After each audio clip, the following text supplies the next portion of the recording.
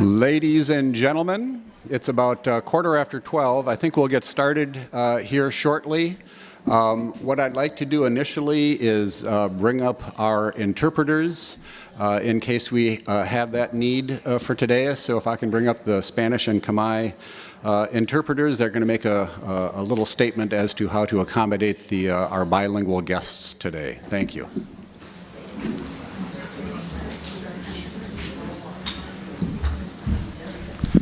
បាទជំរាបសួរទាំងអស់គ្នាបើសិនជាមានបងប្អូនខ្មែរត្រូវការអ្នកជួយអ្នកបកប្រែនៅក្នុងអង្គប្រជុំនេះសូមអញ្ជើញទៅអង្គុយនៅកៅអីម្ដុំនៅកាច់ជ្រុងខាងស្ដាំដៃរបស់ខ្ញុំហ្នឹងហើយខ្ញុំនឹងជួយបកប្រែជូនបាទហើយនៅពេលចុងនៃអង្គប្រជុំនឹងមានឱកាសដើម្បីឲ្យបងប្អូនសួរសំណួរសម្ដែងជាមតិយោបល់ហើយពេលនោះបើសិនជាត្រូវការសម្ដែងជាមតិយោបល់ខ្ញុំក៏នឹងជួយបកប្រែជូនដែរអរគុណ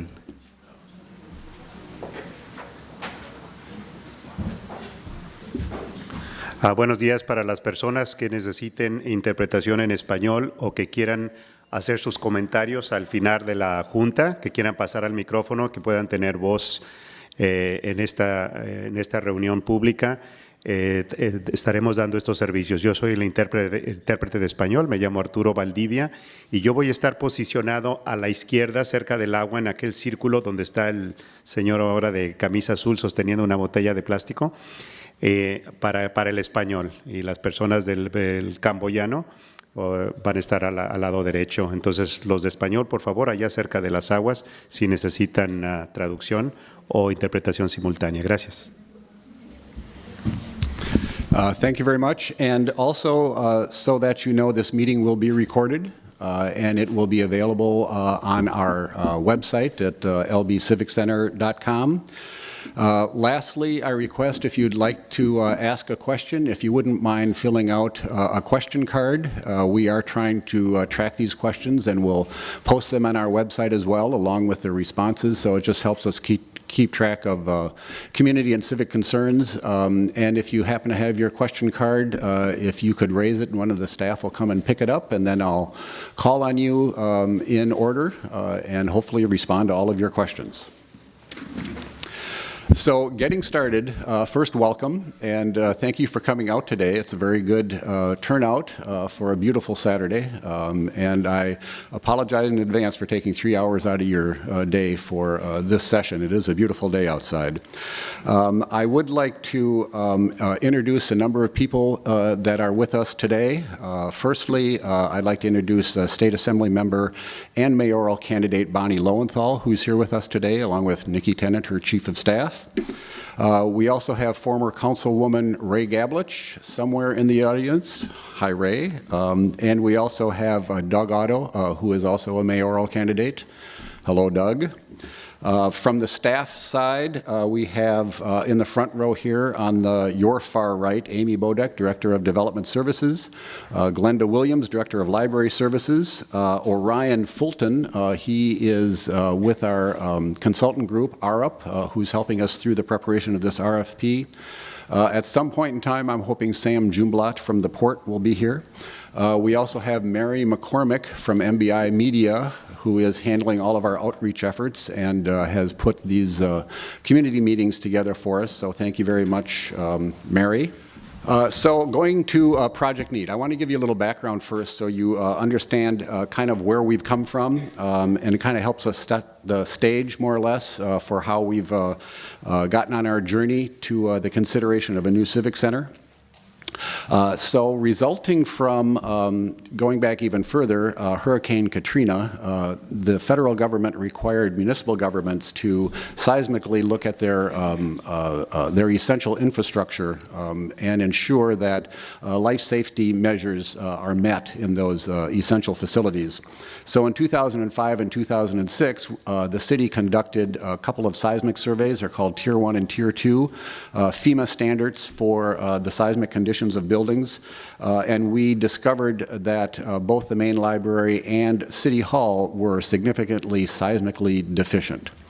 And we determined that there was an unacceptable risk to public safety, both that could result in bodily injury and potentially death. As a result of that, the city is facing, I think, some substantial liability if it does not act promptly in addressing the deficits that we've identified and to ensure that the public safety is protected as we move forward and contemplate a new civic center. It's important to also understand that after a significant seismic event, while we might be able to egress the building and protect lives after a seismic event, city government will essentially shut down. And we will then be forced to find private facilities and relocate those city government into private facilities before we could function again as a city government. When a natural disaster occurs and city government shuts down, there really is no organizational approach to how we bring the functions of the city back to normalcy. So having the unavailability of city government after a significant event is not a prudent position to be in. It's also important to understand that City Hall is functionally obsolete and it is energy inefficient.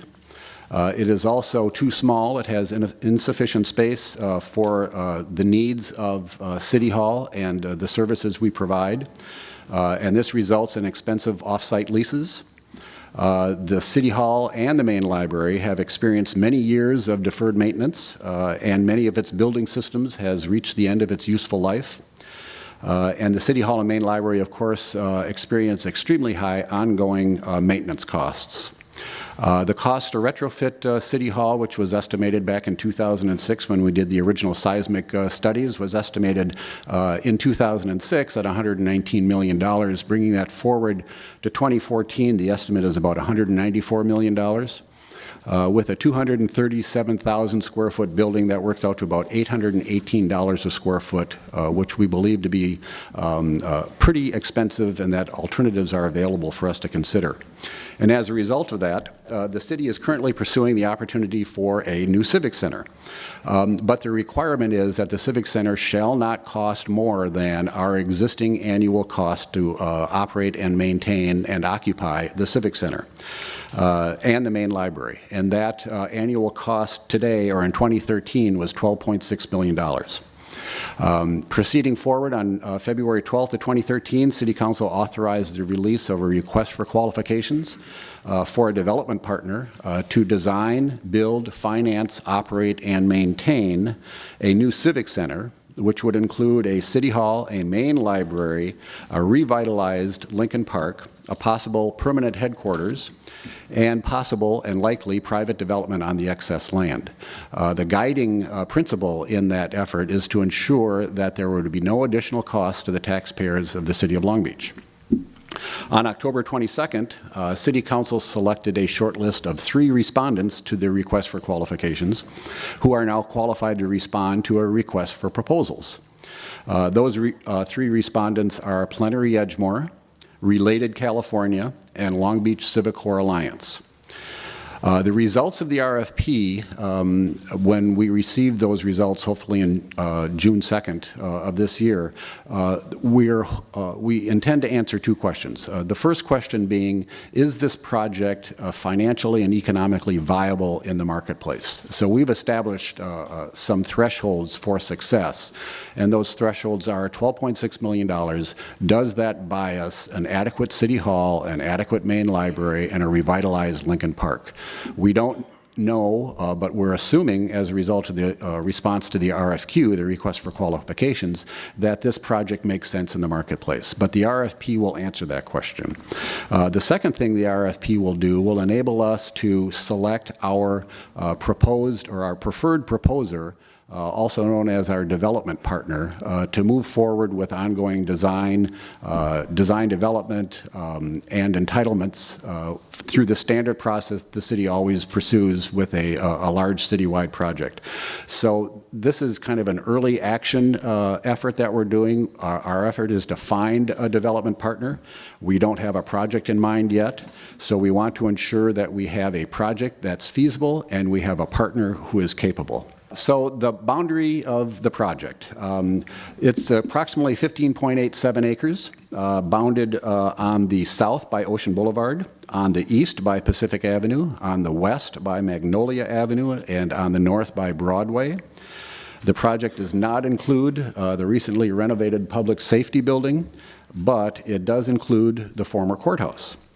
Lincoln Park, on the easterly side of the project boundary, is a 4.8 acre park. It's required by deed restriction to remain where it is in its current size, but we certainly hope that we can revitalize the park into a citywide asset.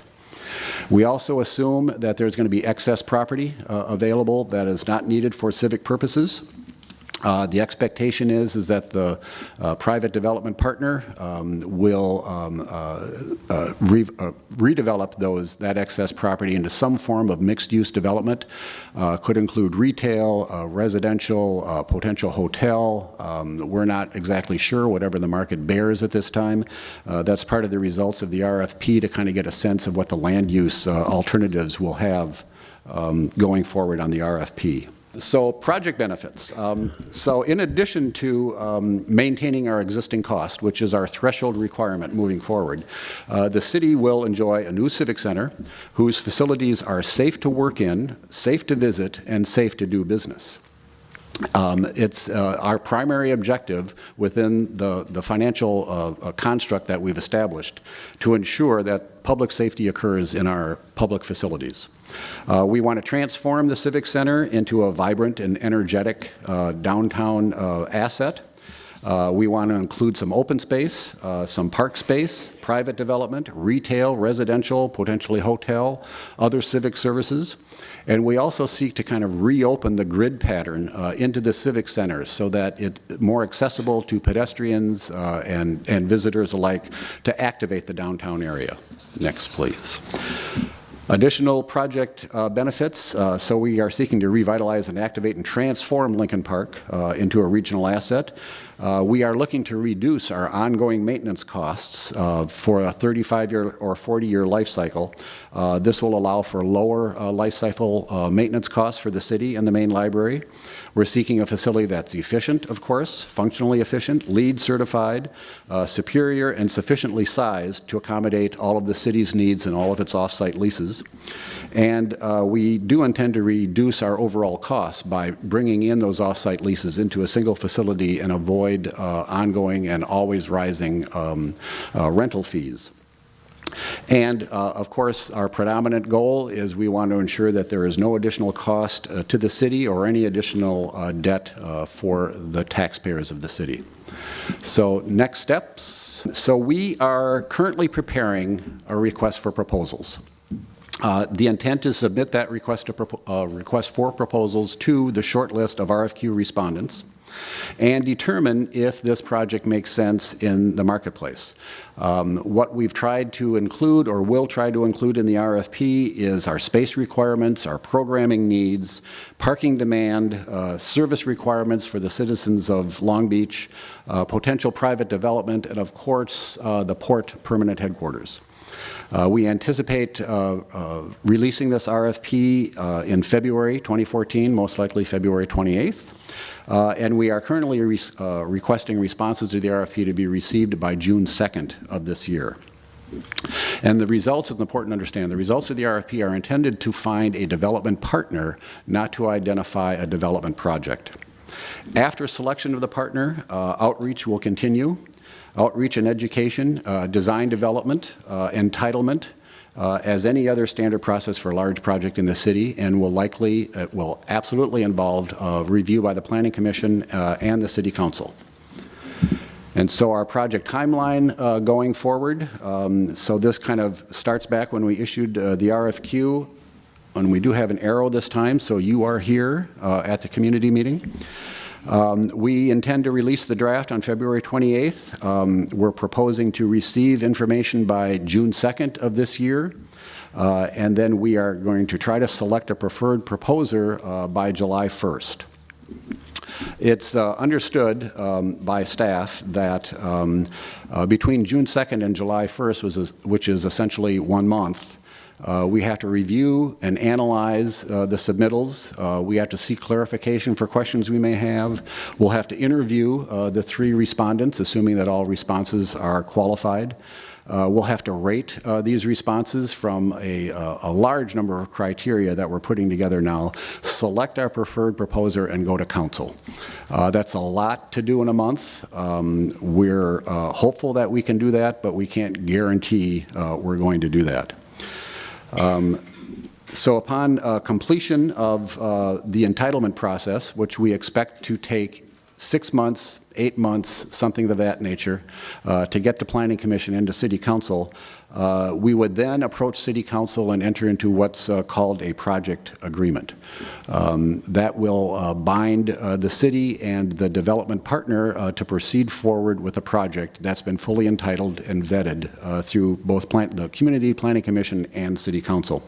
It's not anticipated that we will have a fully vetted project agreement until very late this year or early in 2015. So there's a long time yet for this process to proceed. After the execution of a project agreement, then it's anticipated that construction can shortly proceed thereafter. Going on to community participation, we have put together a website, lbciviccenter.com. On that website, we have a number of pull-down tabs where you can provide digital comments, you can take a digital survey, you can get updates on the status of the project. You can read our frequently asked questions that are updated as a result of our comment sheets, and we also have a hotline number that you can call, 570-3800, to hear current status of the project. Any comments that you leave on that hotline gets transformed into an email somehow that turns up on all of our staff's email, and then we can respond to those questions, and we can update the frequently asked questions to address any of those issues that come forward. These platforms are intended to remain in place for the entire length of the project, which is easily another year ahead of us. So this is going to be an ongoing effort for not only the city, but the preferred developer to better understand where the city's residents are regarding issues associated with the Civic Center, whatever they may be. And so to help understand the project website, I'd like to go through a few of the pages and perhaps ask Mary McCormick here with MBI Media to step through those pages, if you don't mind. The website has been created for you to have the opportunity to do 2 things. We actually are going to be asking for comments and give you a lot of information, and in addition to that, we're going to be providing you a survey. So this is just an overview of the home page. As you can see, there are several tabs at the top, so you can go in and collect a lot of information. Go ahead, Christian. And then this is about the information. This actually has been up for some time. We have had our notice for these meetings in English, Spanish, and Khmer, and if you double-clicked on it, then you could actually get a larger view for the date and time and locations of the meetings, and today is our second of 2 meetings. The next website is all basic information regarding the process that we're going through, regarding the Civic Center and the process and the timeline that Mike has been mentioning.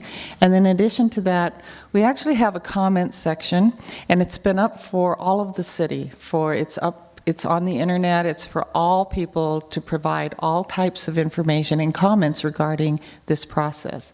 So in addition to that, you'll see by the end, I believe, of next week, there'll be a survey which is pretty extensive. If you click on the survey, you actually are able to go through, and there's some opportunities for you to prioritize some of the things that that are important to you regarding the Civic Center. So and then of course there's a telephone number for contact information as well. So just to repeat or to wrap up, there are 2 parts to the website. There's the comment cards. You have comment cards here today. Please also note that we have comment cards in the back. So if you would like to fill out any information today, please make sure that we get them. You can put them in the card, but you can also supply, if you want to go home, get more information, think about it, you can actually go online and then you can submit your comment card online. And in addition to that, we would hope that you would also take advantage of the survey, because I think you'll have a lot of opportunities for information on that as well. So that's it. Thank you. Thanks, Mary. So the message is stay connected, please. We have our website, lbciviccenter.com. We have our hotline number. We are on Facebook, on Twitter. So we are looking for opportunities to engage the community and inform our preferred proposer as we move forward on project design and massing and land uses and any amenities or cultural benefits that you're seeking in our Civic Center.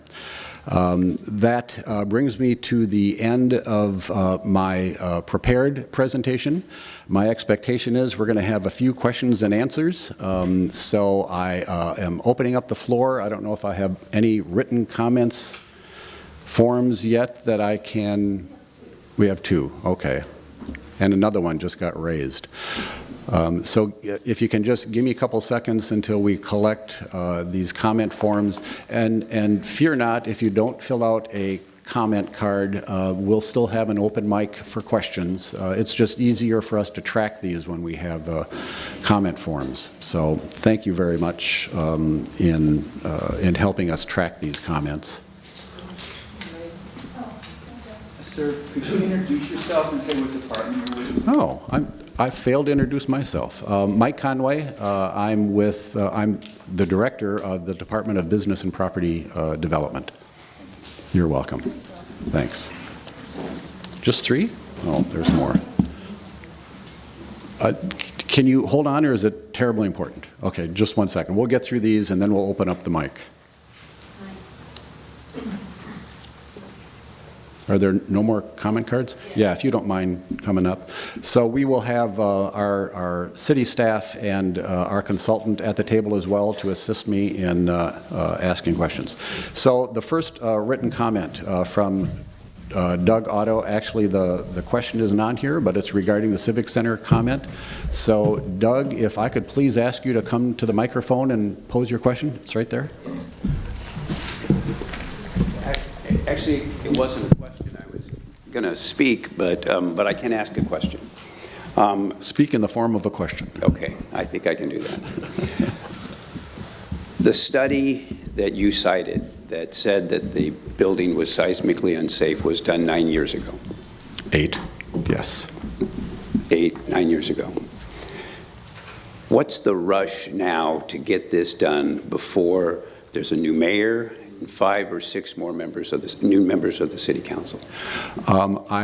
I guess rush is a difficult word for me to use in this format, because we've been 8 years understanding that we have a seismically deficient city hall, and we haven't yet issued an RFP.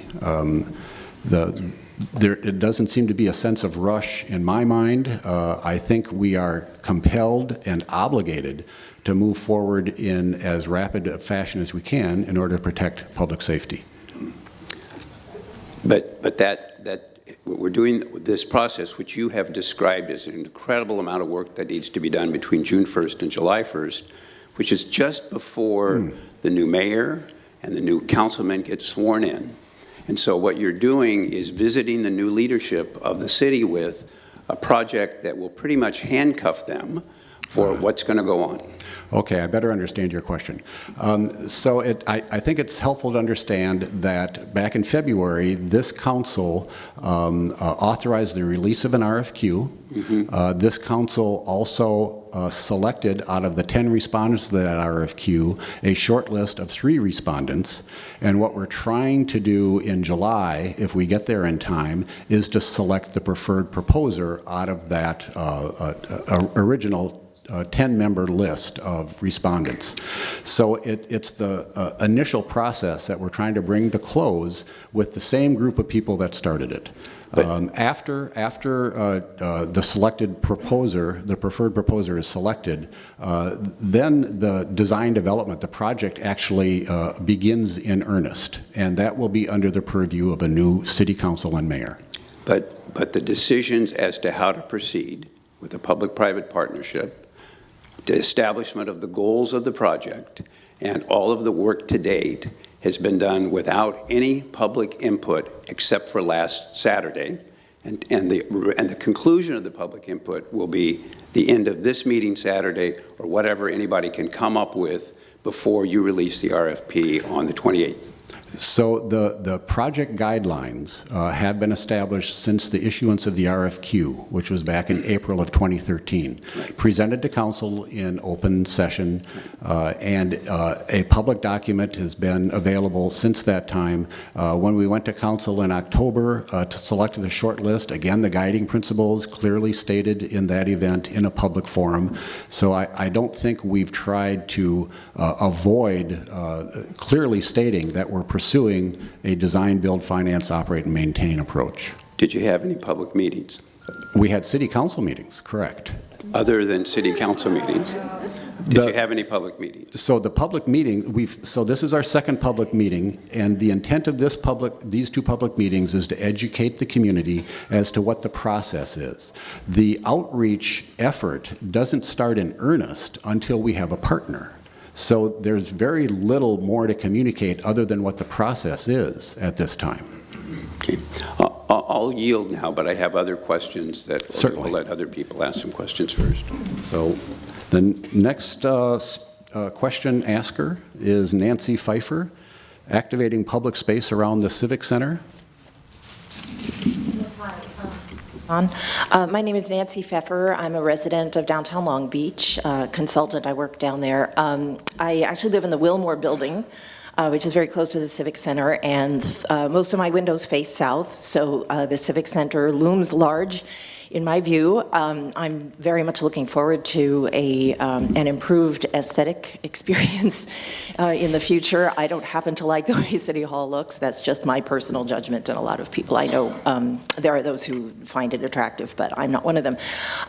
In terms of public space, I commute by walking from my residence to my rented office on Ocean Boulevard, and I used to go through the alley that is Chestnut that goes between the Civic Center and the old courthouse, and I no longer feel safe doing that now that the courthouse is closed down, so I go around by Magnolia. It's a little bit longer.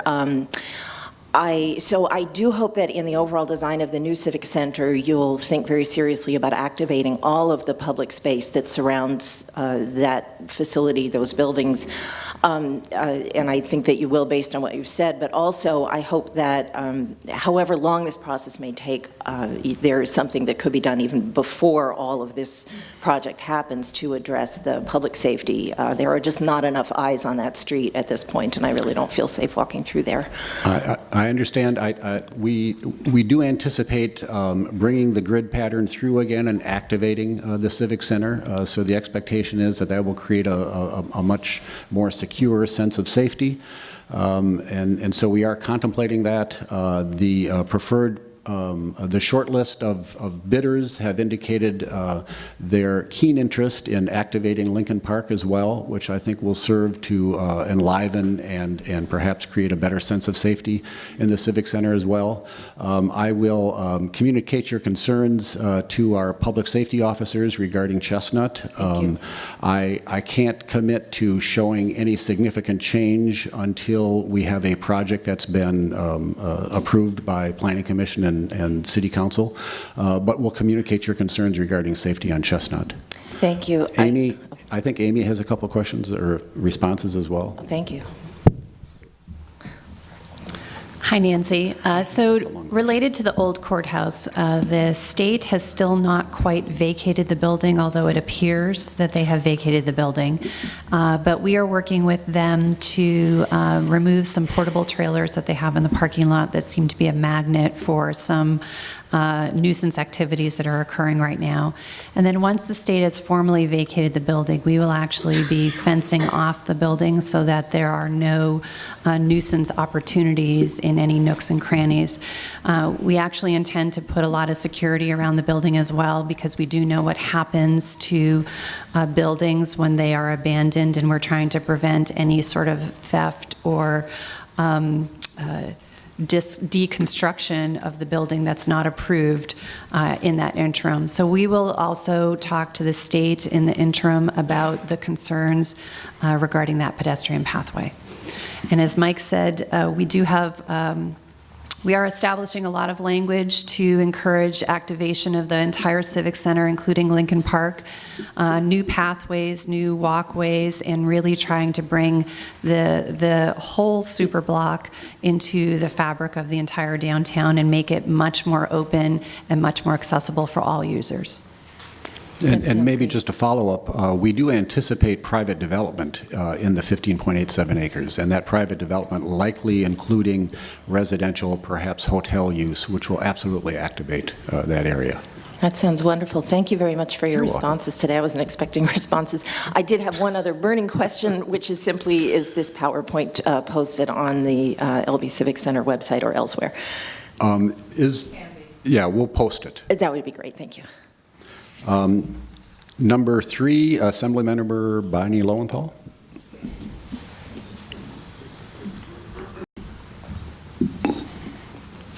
Thank you very much for giving us this opportunity. I do have a bunch of questions, starting out with the park.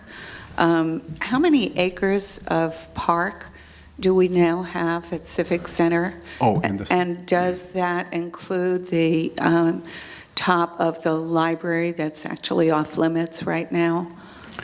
So the park, Lincoln Park, is identified as 4.8 acres. It's the entire length of the Civic Center from Broadway to Ocean, and the extension of Elm through the property. So it does include the library roof. All of that is zoned park.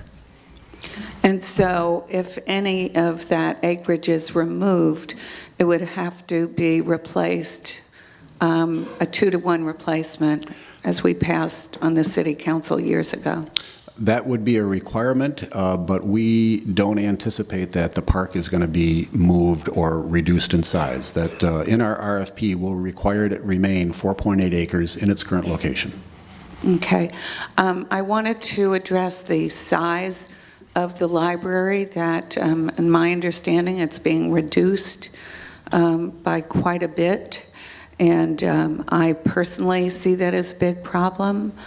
I know that, for example, we have archives that are in the library now that are very important to the city and the public, and I'm wondering if that's being taken into consideration for the new library. So we're trying to focus less on bricks and mortar size of the library than on the services and programs offered. So we have worked with the library services, with the Library Foundation, with an outside consultant in identifying current library needs that will bring us into the future, into the digital age.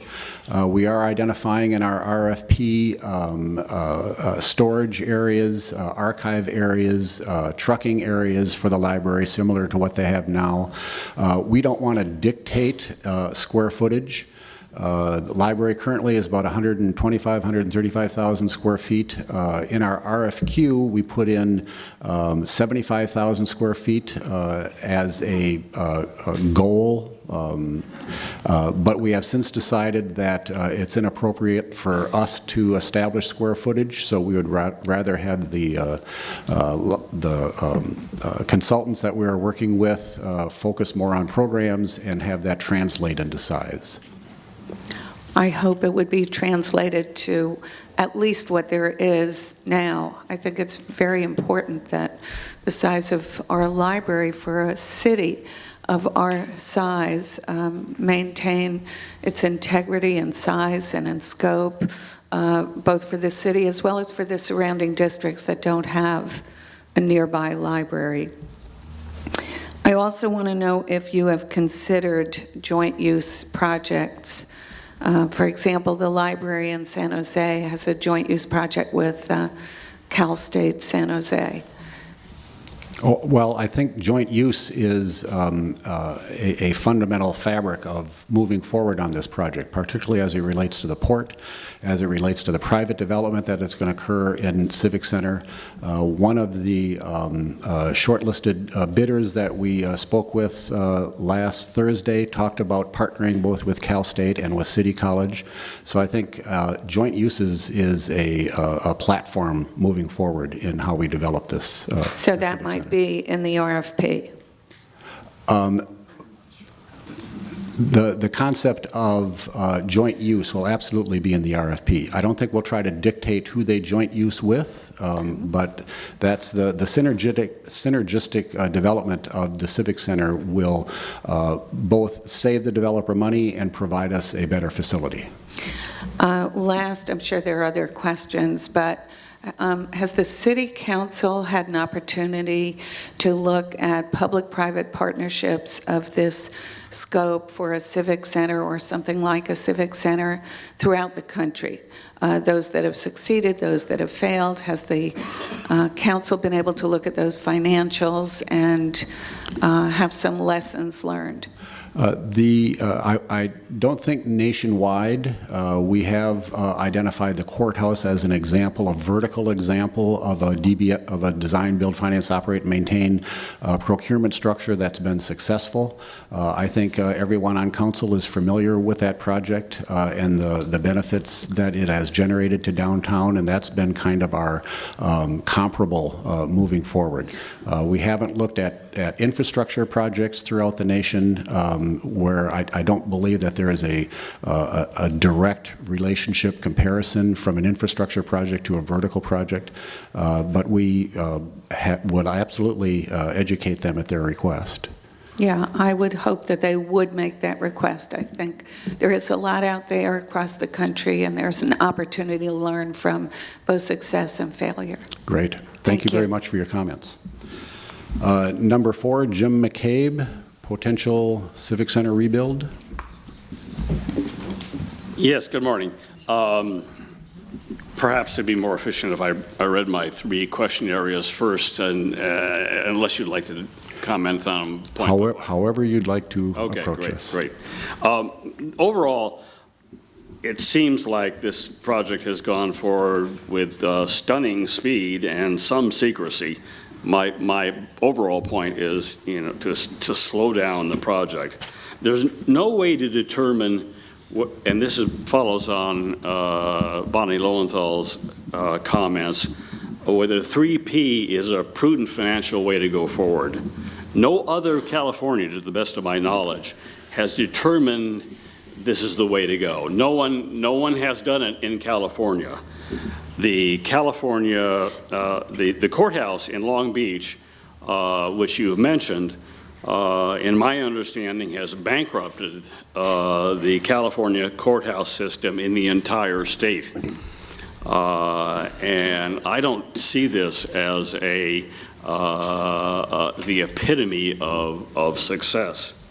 I have some information, subject to correction, that it will cost the taxpayers something like a 15% interest rate going with 3P as compared to the conventional city bond rate of like 4%. Is anybody going to find out what the comparative overall interest rate is going to be? There is no way, in my understanding, to see what's going to be in the RFP before it goes out. Now, maybe we'll find out on Thursday before or Friday before the actual vote is, but I don't think that, in my understanding, this is going to be available to the public. No way for the public to see what the public developer, financer, operator is going to be asked to build. Finally, it seems to me that there's no way to determine potentially what public officials have got in the way of campaign contributions for the developers that turn up to sign up for this project. This is ripe with the possibility of campaign implications. And I think that finishes my comment. Thank you. I think I've tracked most of them. Yeah. Starting from the beginning, stunning speed. 8 years, I guess, could be stunning speed in perspective, but I don't think that necessarily characterizes the process that we've gone through. This project hasn't been discussed by the City Council for 8 years, as we all know. We have gone in front of City Council on an annual basis with an update of the seismic condition of the property. City Council is fully up to speed with what the condition of City Hall and Main Library is from a seismic perspective. So there's been no secrecy. I mean, we have PowerPoints that we've presented on an annual basis to Council. About the need for a 3P proposal? About the need for a new City Hall and Main Library. Now, one of the issues that has presented a hurdle for us moving forward is funding. We have no money for a new City Hall and Main Library. It wasn't until we contemplated a design, build, finance, operate, and maintain procurement model that we saw the potential for us to get a new City Hall and Main Library without costing the citizens any additional funds than what we are currently paying to occupy our City Hall and Main Library. This was a very exciting opportunity or procurement model, and so we want to test the market. We aren't getting approval to build a building on June 2nd or July 1st. What we're trying to find out is if the DBFOM model works for City Hall and Main Library. If we can get a facility, 2 facilities, and a revitalized park for the $12.6 million that we're currently paying, I think it's the right thing to do. Interest rates, one of the items that we're dictating in the RFP is that this project will cost the city no more than $12.6 million in FY 2013 dollars, increased by an acceptable CPI measure. And so we are indifferent to what the developer's interest rates are. As long as it costs us $12.6 million and we get a civic center that includes a City Hall, Main Library, and revitalized Lincoln Park, we've achieved our goals. Do you believe, as I do, that the effective interest rates to the taxpayers will be higher under a 3P proposal than under the 4 or 5% interest rate available under the usual bonding over a number of years system? There is no interest rate or interest burden to the taxpayer. And if we instead issued a bond, there would be an interest burden to the taxpayer. So it's being done for free? It's being done for $12.6 million on an annual basis plus CPI. That's correct. And we're hopeful that we will have a viable project. You also asked, when will the RFP become public? It will be available for public scrutiny the day it is released to the bidders, which will be February 28th. And when will it be voted on by the City Council? I kind of talked through the process a little earlier. We are anticipating responses to the RFP on June 2nd. We have an awful lot of work to do in the following 30 days. We have a goal to bring it to Council July 1st, and we will do what we can to achieve that goal, but I can't guarantee that we'll get there on July 1st. Thank you. Thank you. Number 5, Margaret Smith. Good afternoon. Good afternoon. Margaret Smith, board member of the Long Beach Public Library Foundation. And first of all, I just wanted to clarify the position of the Library Foundation. From the very beginning, we have been concerned about this being an open and transparent process so that all the citizens of Long Beach can weigh in about the Civic Center project as a whole, not just about Main Library. And we have voiced our concern from the very beginning about the aggressive time frame, and I'm glad to hear other people also support that. It does not provide adequate time for community input. It does not provide, as far as we are concerned, adequate time to put together a proposal that a project of this magnitude and scope and complexity requires. But if the city is going to go forward with this project, we want to be active participants in the design of a main library, whether it is to design a new main library or to retrofit and rebuild the existing main library. Having said that, Mike, I wanted to drill down a little bit on the time frame and echo some of the concerns and questions that were asked previously. Could you put up the slide of the milestones? It's on the sheet that was passed out.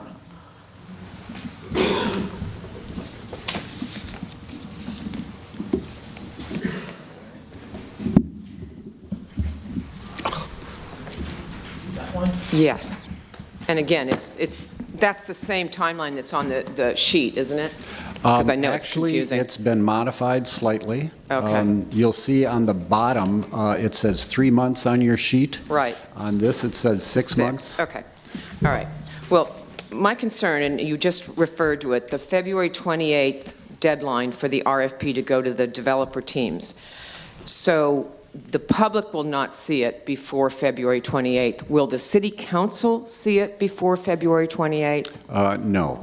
So in our October meeting with City Council, we advised that it's inappropriate to share a draft RFP before it's actually released to the short list of bidders.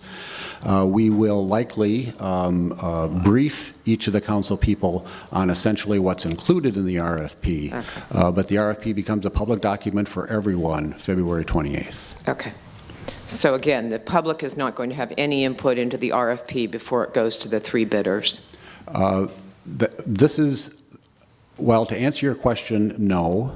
We're preparing this internally from a strict needs assessment. So we're putting together what is our square footage needs, what are our storage needs, what's our technology needs. So it's a very basic plan that's being presented to the bidders. So from an input perspective, what we're trying to do is identify what we currently have as needs, translate that into a document that the short list of bidders can analyze and determine whether or not $12.6 million can buy that amount of services that we're identifying in the RFP. On February 28th, it'll become available. And it's important as well to understand that upon selection of a preferred proposer, which may occur on July 1st, the outreach begins. That's going to be 6, 8, 9 months of project process that all the citizens will have input on. There will be, we are requiring in the RFP a community outreach program as part of the process moving forward. Plus there will be meetings in front of the Planning Commission and City Council. So it's kind of the start of the process. This is intended to educate where we are in the process and how we're moving forward. Okay, thank you. And then again on the sheet it talks about the June 9th and 10th presentation by the proposers. To whom will that presentation be made? Will the public be a part of that process, and will the public have input into that process? So those were intended to be the internal interviews of the bidders related to their responses. So those were not intended to be public meetings. And on the slide here, you'll see that they would have been removed, actually. Oh. So it's intended to be an internal vetting process for clarification of terms that we might not understand in their proposal. So it's our way of getting to a preferred proposer. Okay, so the public will not have any input into which of those 3 proposals is chosen? At the City Council meeting, when the staff will recommend a preferred proposer, is when all of the issues will be discussed. Okay. And then the selection panel, who will make the choice of the 3 proposals? Will it be the same panel that made the choice of the RFQ respondents? Correct. The same panel, which includes myself, Suzanne Frick, Amy Bodek, Linda Williams, Sam Jumblatt, Lori Coe, David Nakamoto, John Gross, and to a certain extent, Rich Anthony on our City Attorney's Office. Sean Gamet from the Sean Port? Gamet, I beg your pardon, Sean Gamet as well. You're better than I can't. And last but not least, and this goes a little bit to Mr. Otto's question, you know, we will have a new mayor and a majority of a city council come July 15th. So what will be the nature of the contract or commitment that the city is making? Will it be just an exclusive right to negotiate? I mean, I hear about the project agreements, but it just really concerns a lot of us that we're going to be saddled with something and then a new city leadership is going to have to execute that without maybe having had input into the process of selecting it. So I think you've characterized it well, an exclusive right to negotiate. So we're going to select, and if the City Council supports a preferred proposer, that preferred proposer then will go into detail on design, go to public outreach, all of the standard processes for getting entitlement for a project. And when we get to the point of entitlement, then we have a financial project and we can enter into a project agreement and go to financial close. So that interim period, if we fail with the preferred proposer, we will reserve the right to go to the next proposer and continue that process. That's why the 6 months could turn into a year. If we have to move to another proposer, could go beyond that. We're not quite sure yet. All right. Thank you very much. And again, as the Library Foundation, we very much look forward to working with the design process for a new and/or an improved main library. Thank you. And I've actually enjoyed working with the Library Foundation as well. So look forward to future. And our former Councilwoman, Ray Gablich.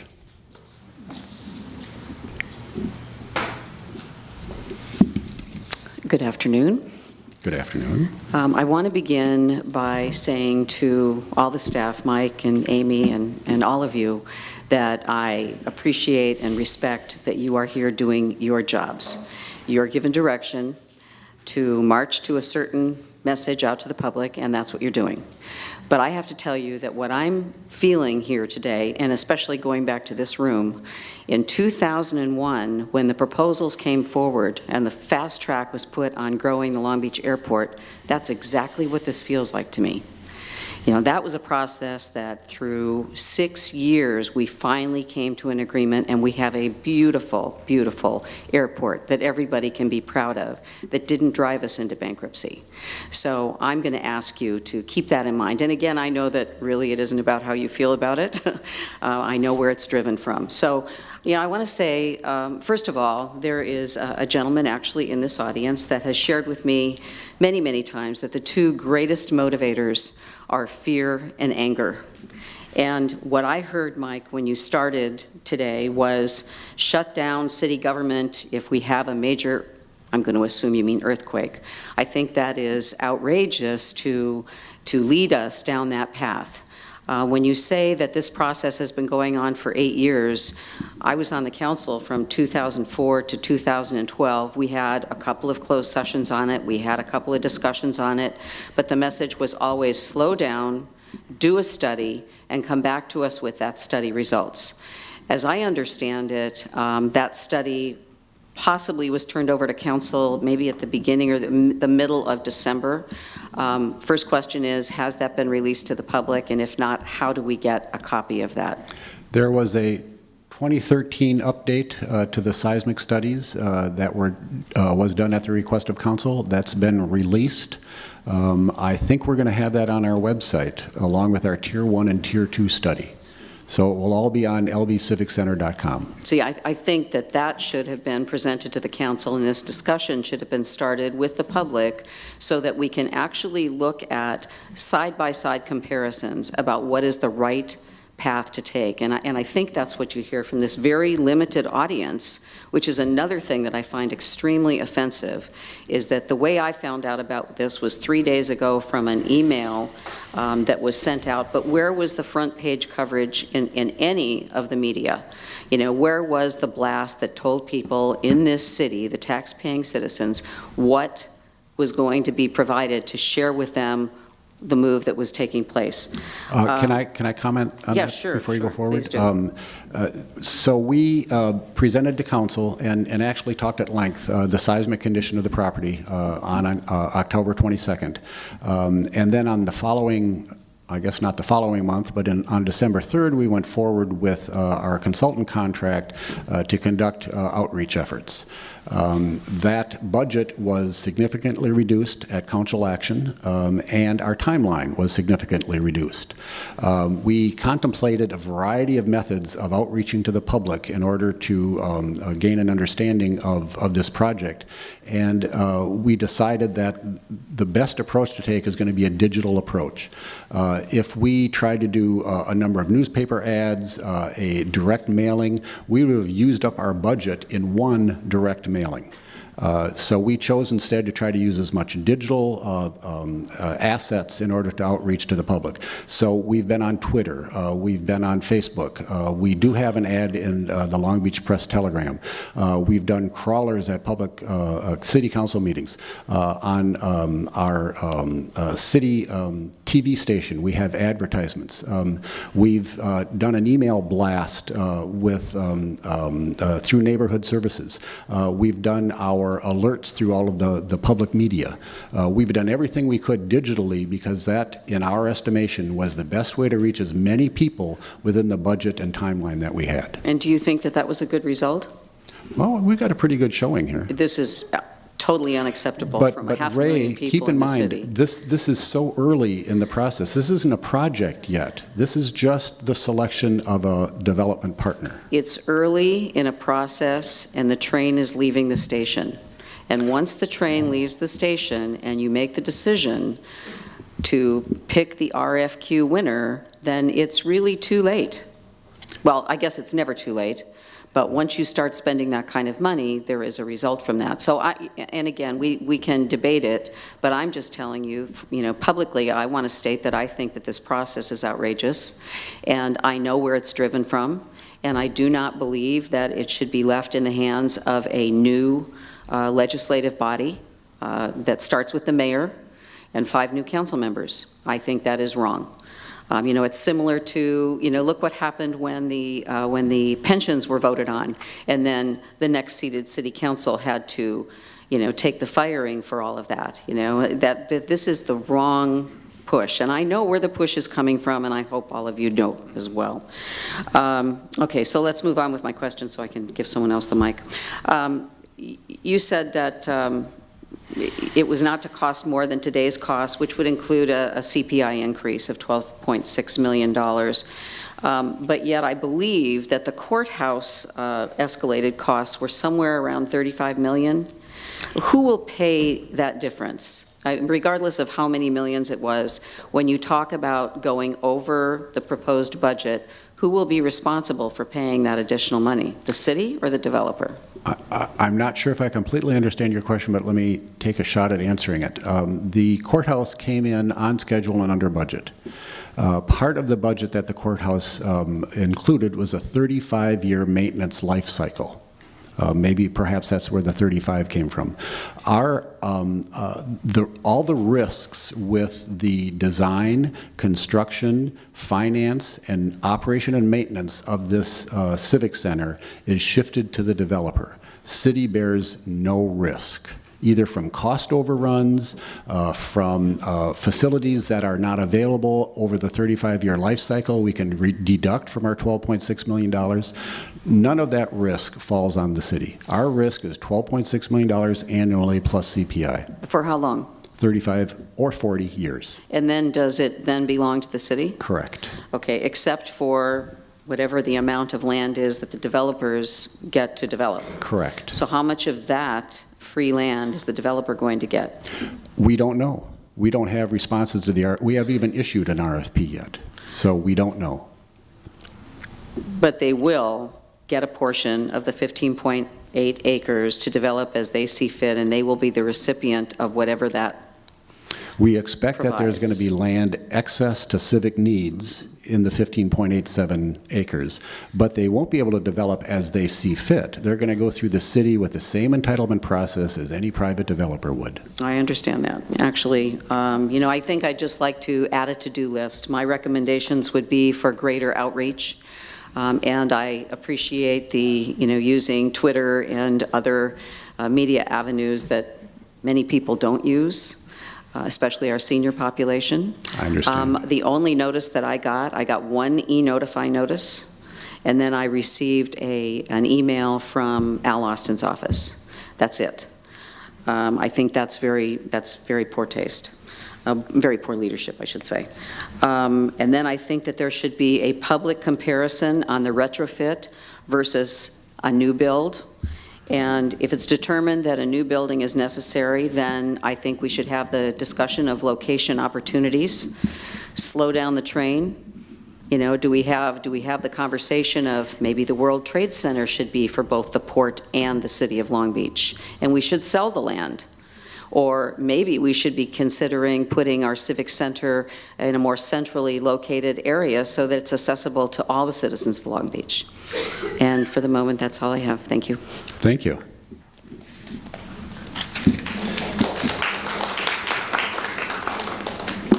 Number 7, Lori Angel, please. Uptown Partners. Okay, I really understand the financial model, basically. Good for you. What I'm concerned about is this. With the courthouse model, what occurred is that you have two buildings. You have the original building and a new building they're moving into that's in a completely different place. The situation here is that these buildings will have to be vacated in order to do construction, unless you're going to build it over the park. And so there's going to be tens of millions of dollars in costs incurred to move people elsewhere. And has that been considered in terms of the costs? Because the $12.6 million per year that we would be continuing to pay would have this disruptive period where additional costs would have to be incurred. People would have to be moved. You'd have to, find a place for them to go in the interim of, 24, 28 months of construction, something like that? I don't know. That's absolutely been considered, and that is a project risk that is, again, on the developer. It's clearly stated that any temporary relocation is at the cost of the developer. City's obligation, $12.6 million a year, plus CPI. And so they have to bear the cost of interim housing of those individuals? If that's the process or the direction they take. I think there's an opportunity as one of the alternatives for them to build a new city hall while we continue to occupy existing city hall and then move once into a new facility. But if their development plan calls for temporary relocation, then that's done at the developer's expense. Okay, we have 3 potential developers at this point, which means they have to meet an incredible amount of criteria with front-loading the risk and costs that may be incurred over a 35-year period, which means that those costs are going to be unduly inflated into the estimate the city pays, even if it's only $12.6 million per year that we pay. So my concern is this. You have these 3 developers. What is the criteria that you're going to use, and who's developing the criteria? I mean, I know that's in the RFP, and what are you going to judge these individuals on, or these companies on? Their financial viability, their ability to get the job done, their ability to take on the risk. What about satisfying the needs of the public? What about the materials, the aesthetics, everything else that's involved? And how easily will it be to eliminate each of those developers, and you'll be right back to square one trying to find somebody else?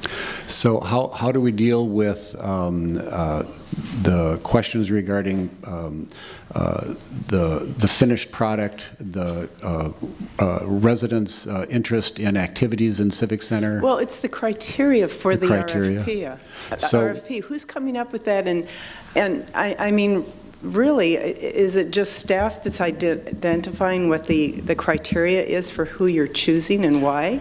The criteria for the RFP are somewhat basic.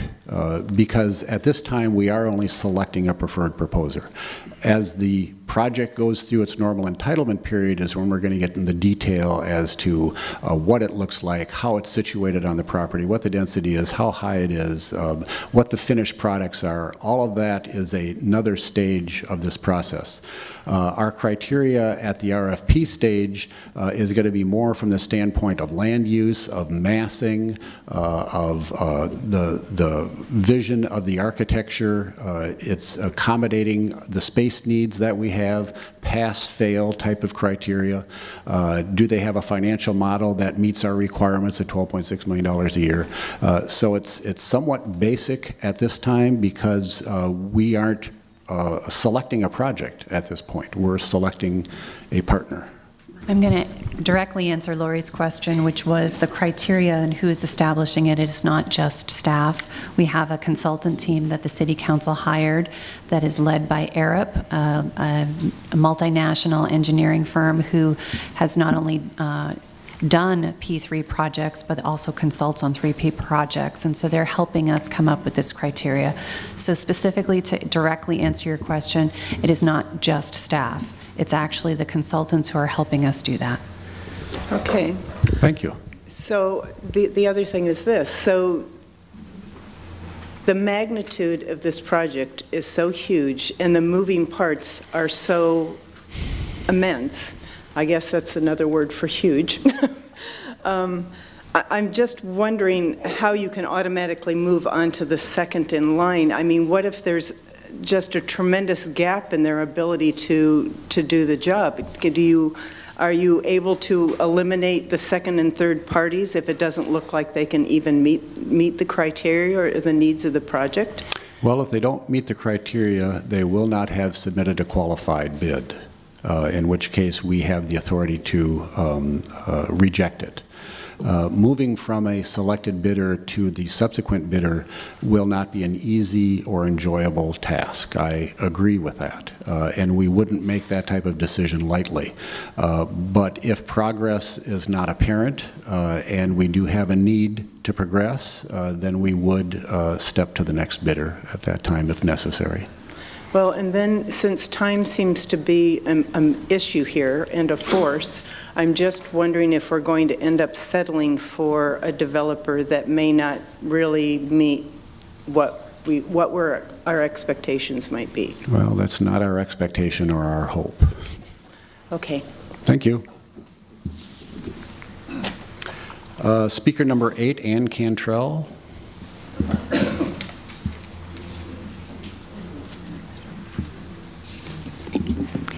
Good afternoon. I appreciate your taking the time to listen to our questions. Many of my original questions have been asked, and I'm not sure that all of them have been answered. I'm concerned, first of all, about the seismic tests that were done. As I understood you to say that there had been tests done in 2005, 2006? That's correct. And then later, when Ray Gabelich asked you about them, you indicated there'd been one done in 2013. That's correct. How did those two tests come out? Was there a difference in the results? So let me try to respond to that from a layman's perspective, because I'm not a structural engineer. The 2005 test was a visual, or a study, was a visual study under FEMA standards. We failed the visual study, which triggered the Tier 2 FEMA seismic study. The Tier 2 study actually did invasive investigations into the connections of the building, particularly as it relates to the exterior stairwells. It was discovered that those connections had been stressed through the construction process, and as a result of that, their integrity had been compromised, and in a significant seismic event, the likelihood would be that those stairs would dislodge and fall away from the building.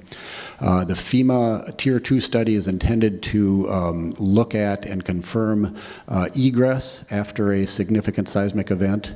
With our stairways falling away, there is no egress unless, if you're on 14, you're taking the stairs all the way down, and the stairs won't be available. And the elevators likely would not function. So we failed the FEMA Tier 2. In 2013, Public Works updated the seismic study and utilized more current standards for analysis. That analysis,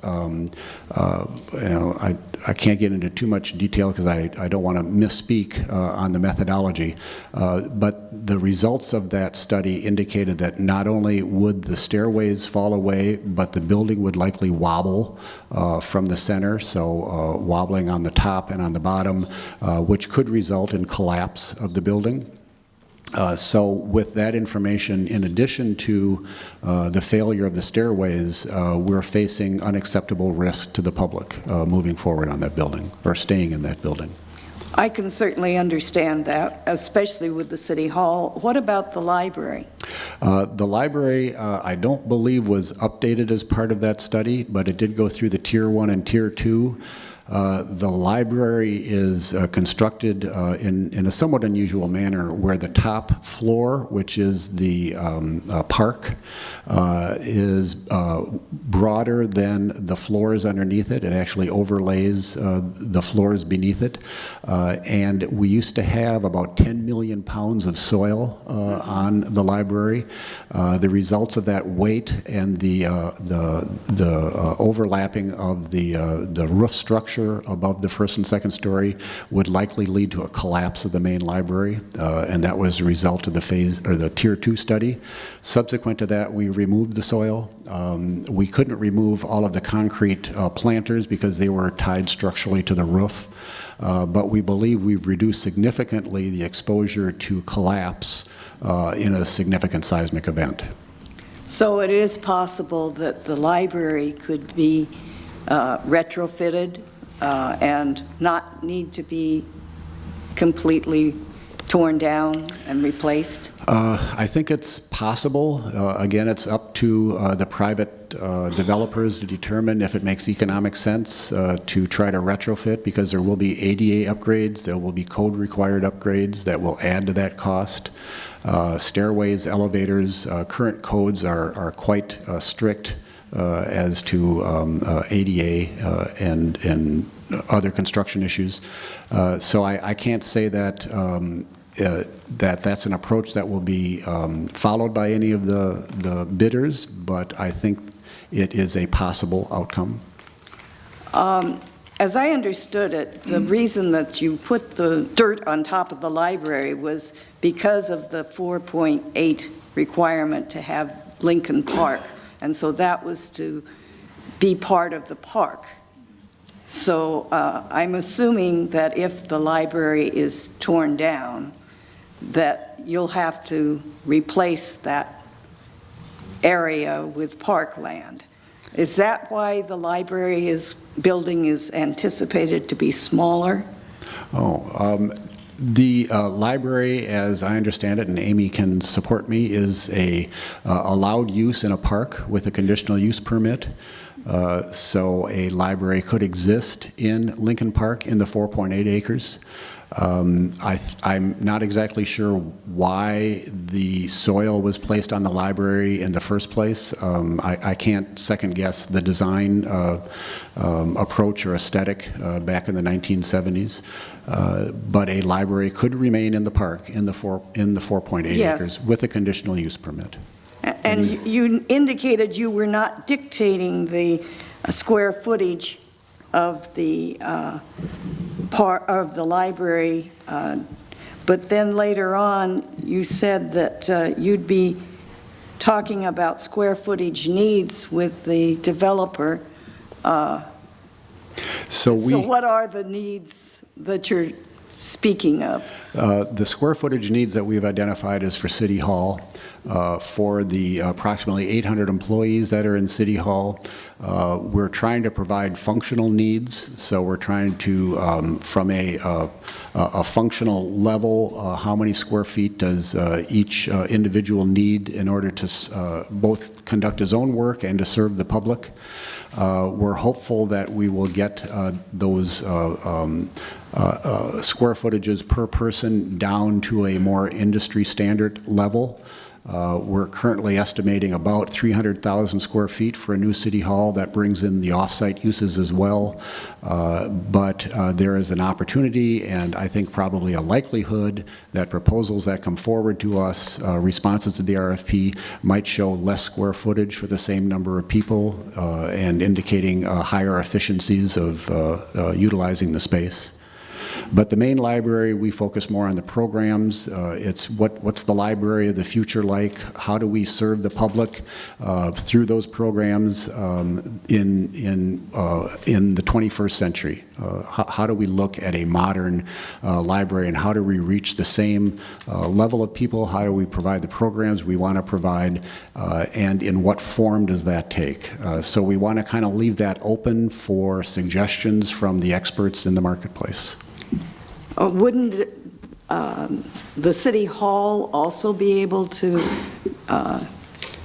change their mode also and have maybe, like the council districts do, have off-site offices so that they can serve people all over the city and use the internet rather than having the space downtown? I think it's helpful to the public to have most of the services in one location, so it's like a one-stop shop. I do expect that the square footage needs that we identified are existing building. I anticipate that those square footage needs will reduce in a new building. But we are trying to keep all the functional uses in the Civic Center in order to make it more useful and faster for the public to receive our services. I have one more question about the cost of retrofitting, especially the library, as opposed to the cost of building a new one. Have you actually done a study to compare those costs? For the library? Uh-huh. We have not. Well, I would suggest that might be something that you should consider. Thank you. Thank you. A couple more, and then I'll open the mic. I think it's Miera Meyer. Reduction in size and services of the main library. Are you here? You are.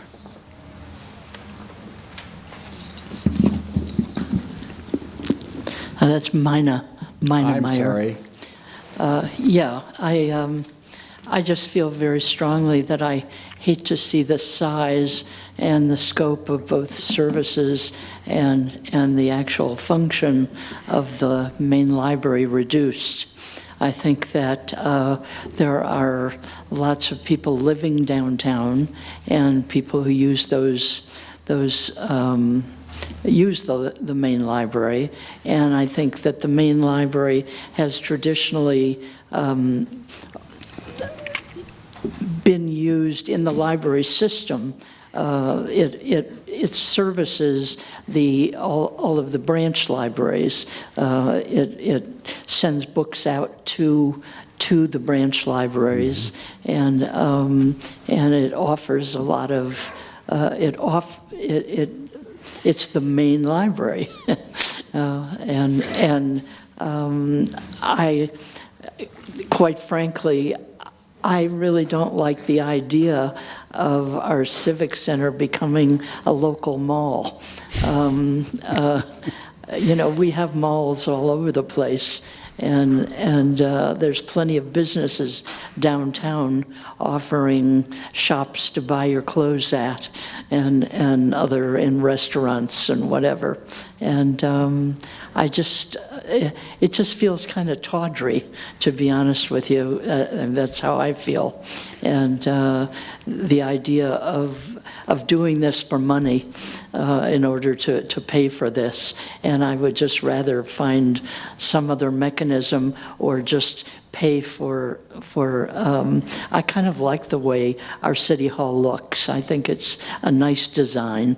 I've always liked, I felt proud to show people how it looks, and I always liked the way our main library looked, and especially when it was a park. But I understand we had to get rid of the park because of the leakage, and I'm sure that can be reinforced somehow. And as a homeowner, I do pay taxes, and I would rather pay the taxes and pay my share of whatever it takes to pay for whatever retrofitting is needed to pay for the retrofitting on City Hall and to keep our library downtown at least as big as it is. So that's how I feel about it.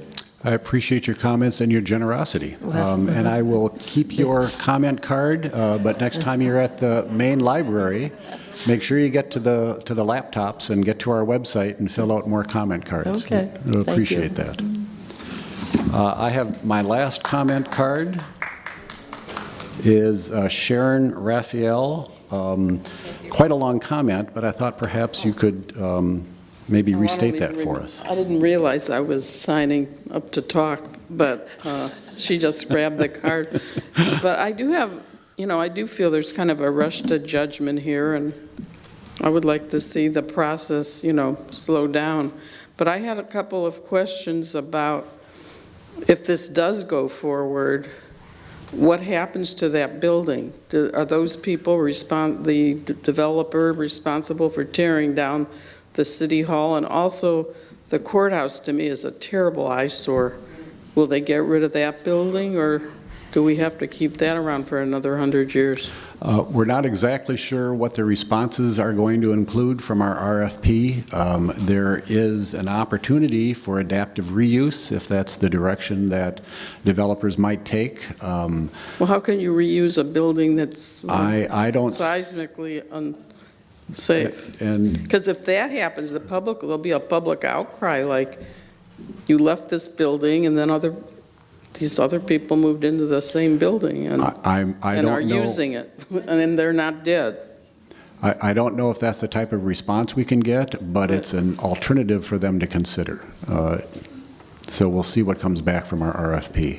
Thank you. Thank you. That's all my comment cards. Anyone else like to come up to speak?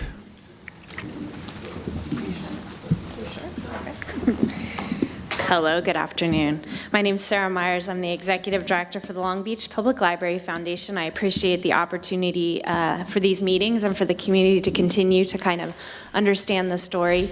There were some more details, a little more detail into the process in this one, which I appreciated, which raised some more questions for me. So. My first question is regarding the community input.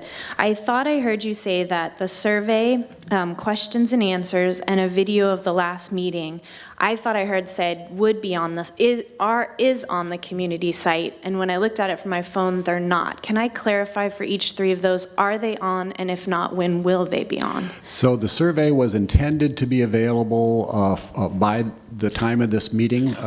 As we sent out the draft questions, we got a number of refinements and additional questions, so we're actually lagged behind a little bit. It'll be available Monday, Tuesday, something of that nature. So we're a couple days behind on that, but as a result, I think it'll be a better survey. The last week's meeting is in post-production, for lack of a better term, so it will be available on site shortly, as will this one. And the Q&As, a list of Q&As. Q&As. You had mentioned that each FAQs. Question, so I thought you mentioned that each of the questions you've been collecting and the answers would be listed on the website. Did I hear that right? So we're. No, that's not correct. Okay, thank you. Clarification is that sometimes we get statements, sometimes we get questions, and the response is usually there. So the whole process will be videotaped, and you should watch the video. Okay. Because all of this information will be included in that, because you may have a statement, and that needs to be collected, and so that will all be put onto the website through a video link. Through a video link. And a little bit more on that. If questions are submitted that I think rise to a level of importance citywide, we will include that in our FAQs. How will the current council be briefed on the outcomes of these two meetings? Will they be asked to watch the video? Will they watch the video? Will there be any formal report?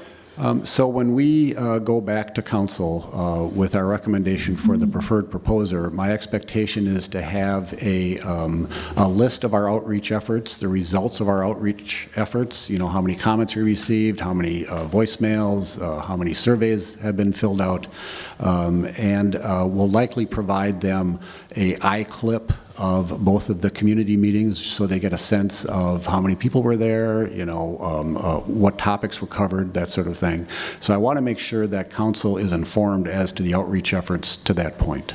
In terms of today, there's been a lot of concerns raised about the process of this next step with regards to the RFQ and how a preferred proposer will be submitted. So will those concerns, how would those go back to City Council? Is that on the community to email their council person, or will the council have some kind of update right now about that next step and the concerns? I think council has been informed from a variety of publications of the community's concern. We being staff, has also expressed our concern with the timeline from the time we received the RFPs to July 1st. I'm not convinced completely that we'll make a July 1st date. All concerns may be assuaged by simply the passage of time and the inability to complete our process in time for July 1st. Okay. You had mentioned in developing the RFP that it would include a list of the city's needs, and you listed during your presentation, it was things like square footage, the programs we'd like to see, and then you said the statement, and of course, Port Permanent Headquarters. And I wanted to clarify on that, of course, because as of, I think even just last Saturday, that's been in flux. At one point, there were going to be two RFPs, one if the Port participated and one if it didn't, but based on the timeline, that's not a realistic proposal. So I'd love to know, has there been an update? Does the Port plan to have the headquarters as part of the project? So to answer your question, on January 27th, I believe it was, we went to the Board of Harbor Commissioners, who unanimously agreed to participate in the RFP. So they are a partner with us going forward at this time. Okay, that's news. And then I want to clarify, and this all went pretty fast, but I really want to clarify some comments that I heard from former Councilwoman Ray Gabelich in your answer, because it was new for me. So I know we've been saying that 12.6 million with the CPI, no additional cost to the city. And then I know that Ray seemed to raise that of the 15.8 acres, that there could be a portion of that, let's say for this discussion, 7 acres, that the developer puts private development on. After the 30 years, I need to clarify, was all of it given back to the city, or was only the parts with the park, the library, and the city hall given back to the city, and the part with the private development that they keep forever? The expectation is that private development no longer is city property. Okay, so in a sense, I thought I heard that right. So in a sense, it's 12.6 million plus CPI, plus in a sense, we are selling a portion of that acreage to be determined by the developer to the developer. That's correct. And we don't know for this meeting, and I'm wondering if Amy knows what the current value of the 15.8 acres is in today's, okay, so we don't know that yet. Okay. Okay, and then... from a value perspective, yes. I can speculate to a certain degree if it doesn't get me in too much trouble. Amazing. That I'd like to make a somewhat oblique comparison to City Hall East. Okay. That is a facility that's seismically challenged, similar in nature to City Hall. We spent considerable amount of time trying to market that property for sale for residential redevelopment and failed, I think, 3 times before we finally got someone to come forward for a somewhat nominal amount relative to its strategic location. Consequently, I think Civic Center, with its existing buildings, is probably worth less than if the buildings were gone. So I think on a straight land basis, we might be looking at $40, $50 a square foot of land. 7 acres is probably 300,000 square feet, $40, maybe 12 million bucks, that sort of thing. Okay, and then this is my last part. I kind of want to walk through this because as a citizen and as a stakeholder, I'm kind of walking through the developer's head in terms of that corner, which not surprisingly, I am very interested in. That is the 4.8 acres of Lincoln Park and currently the library. So right now, as you've stated several times, that has to remain a park. However, a library could remain an accessory to a park. And so I'm trying to understand if it is true that there are no other, I guess that's my first question, are there any other accessories to parks, features that a developer could put in there that would make it either profitable to them or make it a benefit to them? Anything like cafes or movie theaters or anything else that it counts as an accessory to a park? I think I'll lateral to Amy on that. I'm going to catch it. So we do have a lot of restrictions on what uses can go in parks, and a library is an allowed use with a CUP. We do not allow commercial operations in parks. We do not allow residential uses in parks. What we are contemplating in the RFP is a park.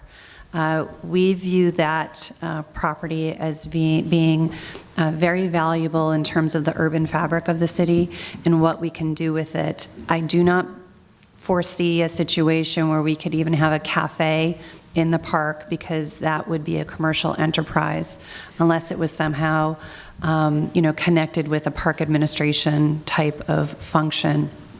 So what we are looking for, and that this is actually included in the community survey that we're putting out, is the public's ideas on what should be included in the park.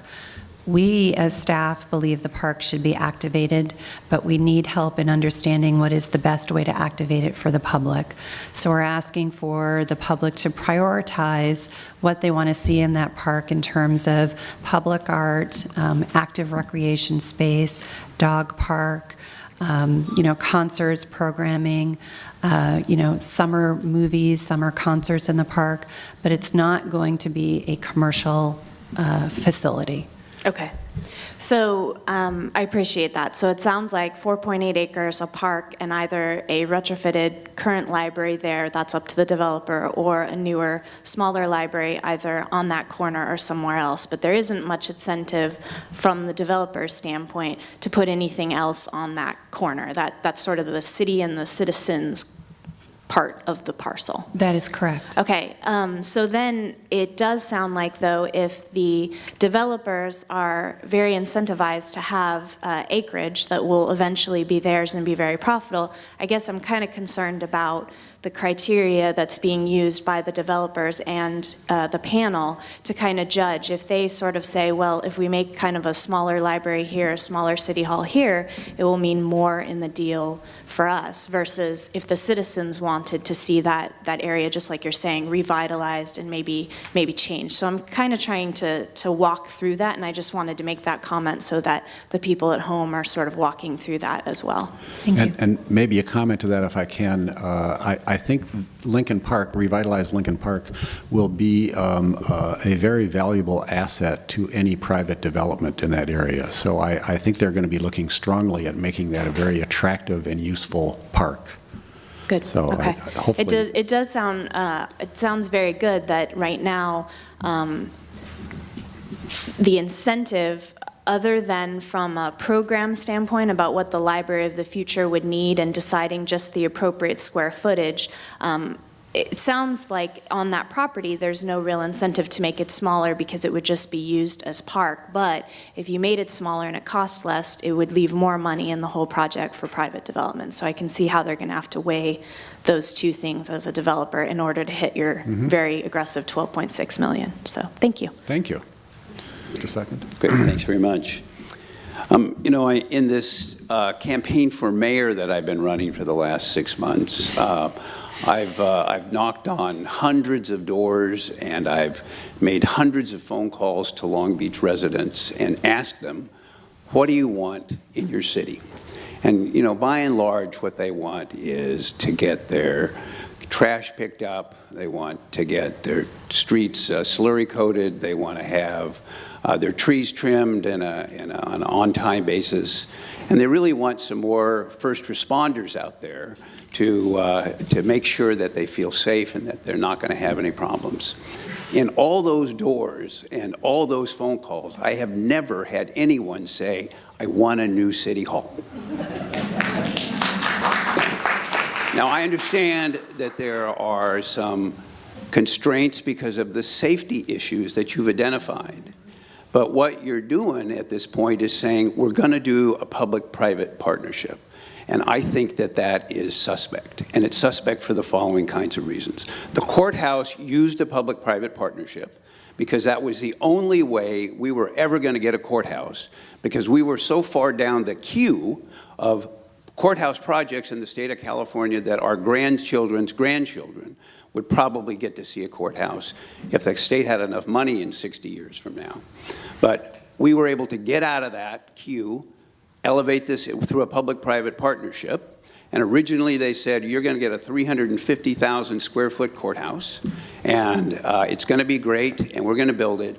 And all of a sudden, we wound up with a much bigger courthouse that cost a lot more money, and in fact, effectively bankrupted the system of building courts in the state of California for the foreseeable future, because it all went into the Long Beach courthouse. A lot of that was project creep, and I got a question as to how we're going to manage this process and who's going to manage it if we go forward, because that's a problem with public-private partnerships.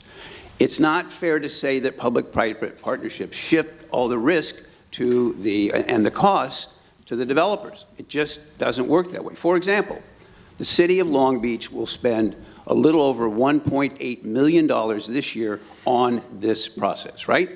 $1,086,000 for Arup, which is a very reputable company, $750,000 for the legal documents that need to be drawn up, and that's money, I presume, that comes out of our general fund. It comes out of the Civic Center Fund. Yeah, okay. And what that means is that we are spending money in order to accomplish that. So it means, I think, that we have to look very carefully at what we're doing, why we're doing it, and take some logical steps. The first step, obviously, is the building so seismically challenged that we can't do something that would be less, because nobody has it very high up on their list that we need a new city hall, and I don't think that's been done. And what I would recommend is that the City Council have a study session on the seismic issues of the library and the Civic Center so that they can look at what's there and what the possibilities are, because I don't think that that's been done. And I think that that would be a responsible thing for the City Council to do, so that they could say, well, if we didn't go this public-private partnership way, which I really think the train is leaving the station on, but we might be able to retrofit the Civic Center for a lot less money, and be able to answer that question. There's never been a public hearing on that. We've heard that it's going to cost more money, but the City Council should study that.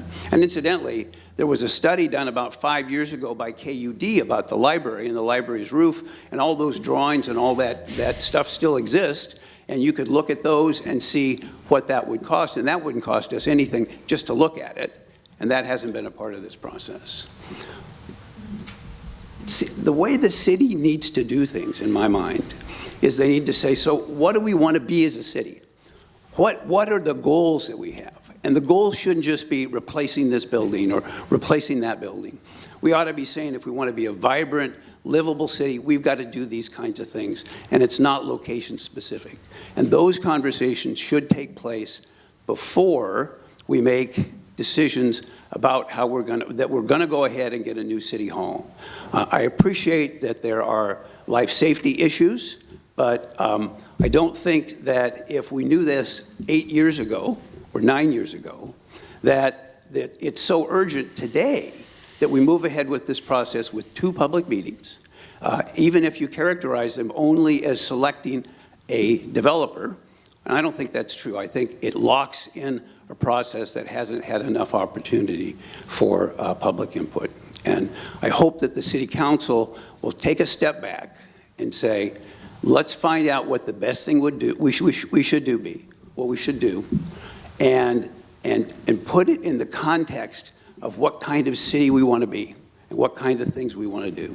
And that hasn't occurred yet. Thank you. 3 more requests. Okay. Sir in the back, did you want to make a comment? Charlie Durnan. Charlie? Charlie Durnan. That's Oh, Charlie, okay. Thank you, Charlie. Yes, my name is Charlie Durnan. I'm a longtime resident. First, I really would like to thank you for the presentation you've given today.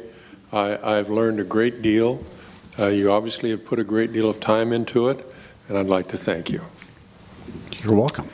My biggest concern, probably having listened to this and watching development over the last number of years, is that developers go broke. And this is a huge project, and I don't know if it can be bonded or how that works, but if you would comment as to the possibility of bonding and the financial feasibility of this. We absolutely expect performance bonding on this project moving forward. We will spend a considerable amount of time reviewing the financial backup for any proposal that's presented to us. That's probably the crux of the analysis that we're going to be conducting to ensure that the city is protected moving forward in the development of this project. I mean, there's very few things more important than the financial stability of the partner we'll be selecting. Thank you. Thank you. We've got 2 new cards. Hold on a second. Cordelia Howard. Where are you? There you are.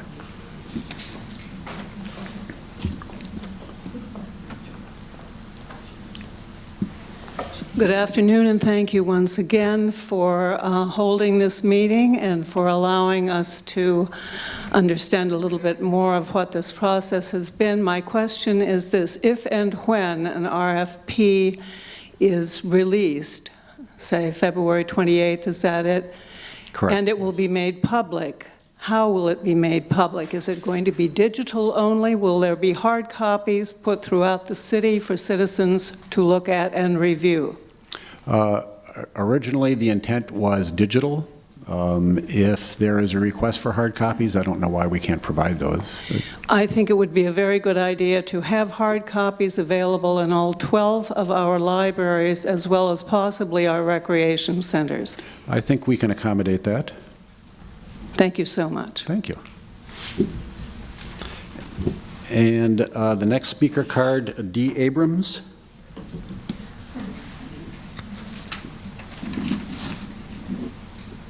Thank you. I also appreciated what I've learned today and the comments of all the people here. I came because of my interest in making sure that the library, whether it's built or retrofitted, is as high a priority to have an excellent library and a library of the future as is a good city hall, and that the two are treated equally. But I have a second question. I think that if the whole civic center is going to become a vibrant, iconic center of the city, it would be very important to think about other kinds of public uses beside a park and a library. That seems to me there are many potential things that could be part of that civic center. We may want to see museums or auditoriums, and the community, and we may see other public places in the public institutions in the city who would be an excellent part of that, and it seems to me that is not something that the developer should just determine, but that there should be an opportunity for community to suggest possible things, and for places like a university or other museums, other things that would be a good part of, and could be an important part of revitalizing this area, to be contacted and to talk to to have the community look for those things, and have the RFP suggest that, say that this would be something that the developers should consider. It should not be something that just, if they feel like doing, they might put it in. How is the city going to encourage other kinds of public use of that? So we have included in our RFP a request for activation of both the public and the private open space, whether it's separate from the park. So we are looking for alternatives on how we can activate that space with the public access into both the public and private portions of the Civic Center. We would also suggest if you could please fill out our survey.